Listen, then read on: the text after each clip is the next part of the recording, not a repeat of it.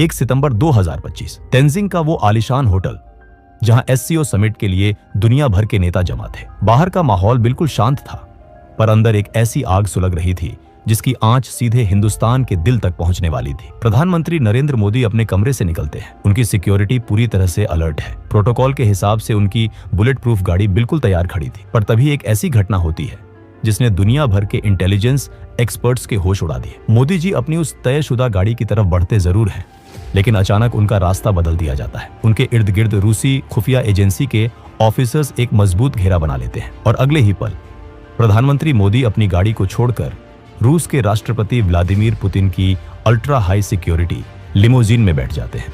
ये कोई छोटी बात नहीं थी। एक देश का प्रधानमंत्री दूसरे देश के राष्ट्रपति की गाड़ी में, ऐसा डिप्लोमेसी के इतिहास में शायद ही कभी होता है। लेकिन इस गाड़ी के दरवाजे बंद होते ही जो शुरू हुआ वो किसी हॉलीवुड थ्रिलर से कम नहीं था। दोनों नेता उस बंद लिमोजीन में पूरे 10 मिनट तक बैठे रहे।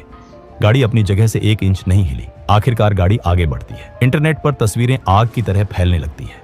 दुनिया भर के मीडिया चैनल्स चिल्लाने लगते हैं कि देखिए मोदी और पुतिन की दोस्ती कितनी गहरी है। दोनों एक ही गाड़ी में जा रहे हैं। पर दोस्तों, सच्चाई कुछ और ही थी। ये दोस्ती का दिखावा नहीं, बल्कि मौत के चक्रव्यूह से बच निकलने की एक आखिरी कोशिश थी। जब ये गाड़ी वेन्यू पर पहुंचती है तो एक और ऐसी घटना होती है जो आमतौर पर बिल्कुल असंभव है। वेन्यू पर पहुंचने के बाद ना मोदी गाड़ी से बाहर आते हैं ना पुतिन। पूरे 45 मिनट तक दुनिया के 2 सबसे ताकतवर नेता उस बंद गाड़ी में बैठे रहते हैं। उस बंद गाड़ी के अंदर फोन पर एक एनक्रिप्टेड लाइन जुड़ती है। दूसरी तरफ थे भारत के national security adviser Ajit Doval. Putin की आवाज आती है, मिस्टर मोदी, हमारी एजेंसियों ने दुश्मनों के बीच एक बहुत खतरनाक मैसेज इंटरसेप्ट किया है। आपकी गाड़ी सेफ नहीं थी। खतरा बिल्कुल सिर पर मंडरा रहा है। मोदी जी बिल्कुल शांत पर दृढ़ आवाज में पूछते हैं, डोभाल साहब, क्या रिपोर्ट है? आखिर वहां चल क्या रहा है? डोभाल जवाब देते हैं, प्रधानमंत्री जी, दुश्मन ने शेर के मुंह में हाथ डालने की हिम्मत की है। खतरा वहां एससीओ समिट में नहीं, खतरा हमारे पड़ोस में बैठा है। एक बहुत बड़ा असैसिनेशन प्लॉट इंटरसेप्ट हुआ है और इसके तार सीधे अमेरिका की CIA से जुड़े हैं।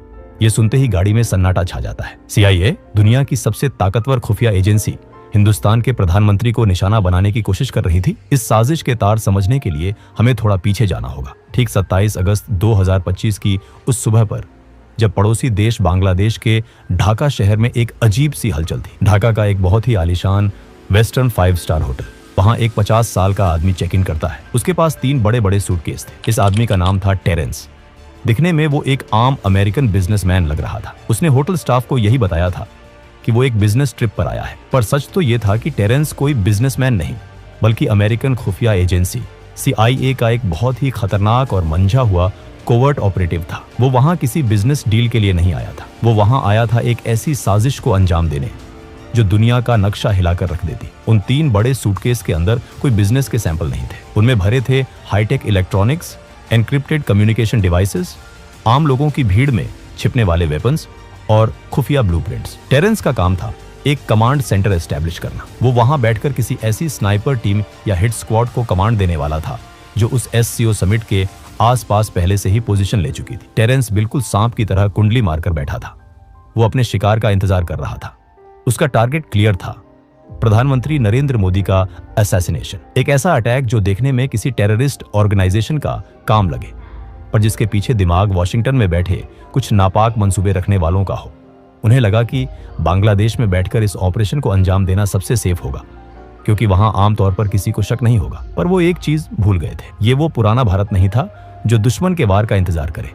ये नया भारत था। और जब बात देश के प्रधानमंत्री की सुरक्षा की हो तो भारत की खुफिया एजेंसी रॉ कभी सोती नहीं है। आखिर इतनी गहरी साजिश का पर्दाफाश कैसे हुआ? यहाँ एंट्री होती है दुनिया की 2 सबसे ताकतवर इंटेलिजेंस एजेंसियों के गठबंधन की, भारत की रॉ और रूस की SVR। अगस्त के आखिरी दिनों में SVR की इंटेलिजेंस ने कुछ अजीब रेडियो फ्रीक्वेंसीज को इंटरसेप्ट किया।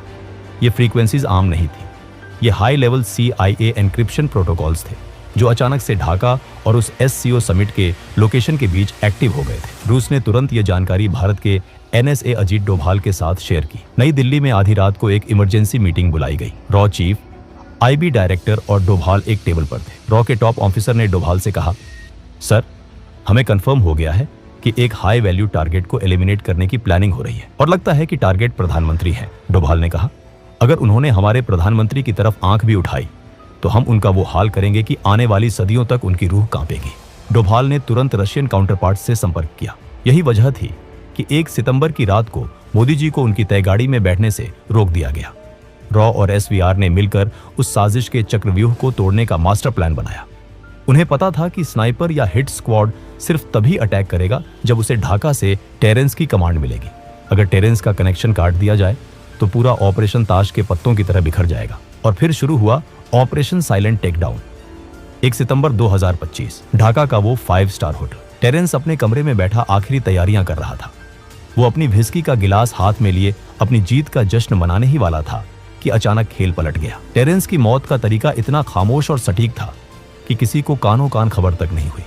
टेरेंस की उसी व्हिस्की की ड्रिंक में एक ऐसा केमिकल मिला दिया गया था जो पलक झपकते ही इंसान के नर्वस सिस्टम को बंद कर देता है। ये कोई आम जहर नहीं था, ये एक हाई ग्रेड असैसिनेशन वेपन था जिसका इस्तेमाल सिर्फ दुनिया की टॉप एजेंसियां करती हैं।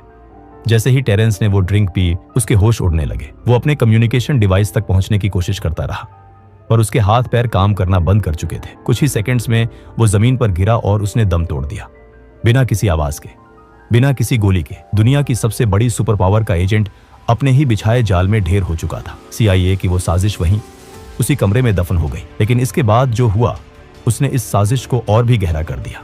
जैसे ही टेरेंस की मौत की खबर अमेरिकन एम्बेसी तक पहुंची, वहां भगदड़ मच गई। उन्हें समझ आ गया था कि उनका खेल खत्म हो चुका है और किसी ने उन्हें उनके ही घर में घुसकर मात दे दी है। अगले ही पल US एम्बेसी से एक पूरी टीम उस होटल में दाखिल होती है। उन्होंने बांग्लादेश की लोकल पुलिस को होटल के अंदर घुसने तक नहीं दिया। आमतौर पर किसी भी विदेशी नागरिक की मौत पर लोकल पुलिस इन्वेस्टिगेशन करती है, पोस्टमार्टम होता है, पर यहां सब कुछ दरकिनार कर दिया गया। अमेरिकन एजेंट्स ने टेरेंस की डेड बॉडी को तुरंत अपने कब्जे में लिया। उसका कोई पोस्टमार्टम नहीं हुआ। उसकी बॉडी को सीधे एक स्पेशल फ्लाइट के जरिए US भेज दिया गया। और वो जो 3 बड़े सूटकेस थे जिनमें उस पूरे ऑपरेशन के ब्लूप्रिंट्स और इलेक्ट्रॉनिक एविडेंस थे, वो सब कुछ US एम्बेसी के एजेंट्स ने जब्त कर लिया। और बात यहीं खत्म नहीं हुई। लंदन और वॉशिंगटन के सर्वर्स पर बैठे साइबर एक्सपर्ट्स ने लगातार कई घंटों तक काम किया और टेरेंस के वजूद का हर एक डिजिटल फुटप्रिंट मिटा दिया। उसका करियर, उसकी हिस्ट्री, उसकी सर्विस रिकॉर्ड्स, सब कुछ इंटरनेट और डेटाबेस से ऐसे गायब कर दिया गया जैसे टेरेंस नाम का कोई इंसान इस दुनिया में था ही नहीं। US army special operations command के स्पोक्समैन ने 1 सितंबर को एक अजीब स्टेटमेंट रिलीज किया। उन्होंने कहा कि उनका कोई कमांड इंस्पेक्टर जनरल मरा नहीं गया है। उन्होंने क्लेम किया कि जिस इंसान की बात हो रही है वो यूनाइटेड स्टेट्स में जिंदा और सुरक्षित है। 4 सितंबर को लेफ्टिनेंट कर्नल इलियट स्कॉट ने यहां तक कह दिया कि ढाका में उनका कोई ऑन गोइंग ऑपरेशन चल ही नहीं रहा है। 2 सितंबर 2025 प्रधानमंत्री मोदी सही सलामत भारत लौट आते हैं। अगले ही दिन वो नई दिल्ली में एक बड़े सेमिकॉन समिट में मंच पर आते हैं। वो प्रधानमंत्री जो हमेशा अपने भाषणों में ऊर्जा और आत्मविश्वास से भरे होते हैं, उस दिन उनके चेहरे पर एक अजीब सी संजीदगी थी। मंच पर आते ही जब लोग उनके स्वागत में तालियां बजा रहे थे तो मोदी जी ने एक ऐसी बात कही जिसने सबको हैरत में डाल दिया। उन्होंने कहा, मैं कल रात ही जापान और चीन के इस दौरे से वापस लौटा हूं। मैं गया था इसलिए आप तालियां बजा रहे हैं, या मैं वापस आ गया हूं इसलिए आप तालियां बजा रहे हैं। सोचिए इस लाइन के बारे में। एक देश का प्रधानमंत्री भरी सभा में अपने लोगों से पूछ रहा है कि मैं वापस जिंदा लौट आया हूं, क्या इसलिए तालियां बज रही हैं? मोदी जी कभी भी अपने शब्दों का इस्तेमाल ऐसे ही हवा में नहीं करते। उनके एक एक शब्द के पीछे एक गहरा संदेश होता है।